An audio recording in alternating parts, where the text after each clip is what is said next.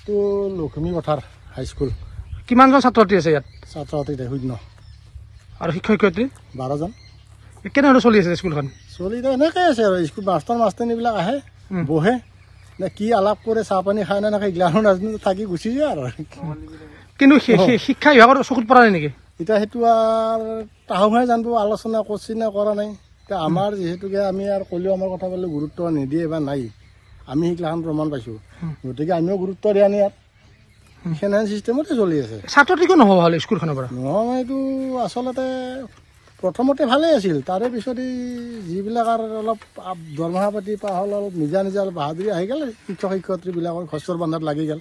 আমি সেনেকৈ ভাবিম, কাৰণ নিজৰ ল'ৰা ছোৱালীবিলাক তাৰমানে প্ৰাইভেটত পঢ়লাক আৰু যাৰ টকা পইচা নি আমি এতিয়া পঢ়িয়ে থাকলোঁ, গতিকে ল'ৰা ছোৱালী কিন্তু ভাল কৰিব ইচ্ছা কৰে না, গতিকে এইটো এনে বহুত। আৰু কিমান দিনমান হ'ল ইয়াত ছাত্ৰ ছাত্ৰী নহ'ব স্কুলখনত?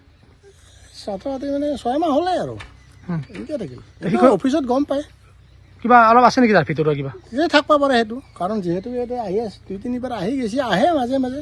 আজিৰ পৰা 3 দিন আগত এজন মাইকীয়ে ফটো মাৰি নিছে, কোনে ক'ৰ মানুহ এজন কিন্তু আমি চিনি নাপাওঁ। শিক্ষক শিক্ষয়িত্ৰীবিলাক কি কৰি থাকে তাৰ ভিতৰত? এই বহি থাকে, নাই মোবাইল টিপি বহি থাকিব, কি কৰিব, উপায়তো নাই।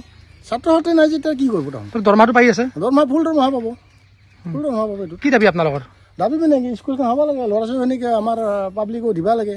কিন্তু পাব্লিকো দিব, যদি আমাৰ পাব্লিকৰ মতে নাথাকে না। অভিভাৱক এখন কমিটি আছে, কমিটি আমি যেতিয়া নেকি মিটিং হয়, মিটিঙত আমি উত্থাপন কৰিছিলোঁ কিছুমান কথা, আগৰ কথাবিলাক বাদ দি এৰি পেলাই আমাক সেনেকৈ কয়। গতিকে ইয়াত কোনে দিব? নিদিয়ে নহয় এইবিলাক। আমিয়ে পঢ়িছিলোঁ, আমাৰ দেউতাহঁতে আছিল এইবিলাকত। আমাৰ সময়ত আহে না শিক্ষক শিক্ষয়িত্ৰী? সময়তে আহে। এই সময়ত মানে এই নতুনকৈহে সময়ত আহি আছে, আগতে সময়ত অহা নাছিল না। আমিয়ে নিজে কাম কৰোঁ এইখন স্কুলত, আমি লিখি ৰাখিছিলোঁ কোনজন শিক্ষক কিমান টাইমত আছিল, আমি লিখি ৰাখিছিলোঁ। শিক্ষামন্ত্ৰীক কি আহ্বান জনাব? এতিয়া শিক্ষামন্ত্ৰীক আৰু ইহঁতক আচলতে পানিছমেণ্ট মোৰ হিচাপে পানিছমেণ্ট দিব লাগে, দূৰত পঠাব লাগে, হাইলাকান্দি শিলচৰ এইবিলাকত পঠাব লাগে।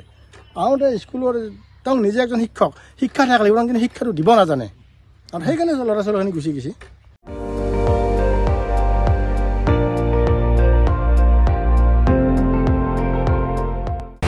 আপুনি চাই আছে ND24, সৰ্বশ্ৰেষ্ঠ নহয় সৰ্বোত্তমৰ দৌৰত।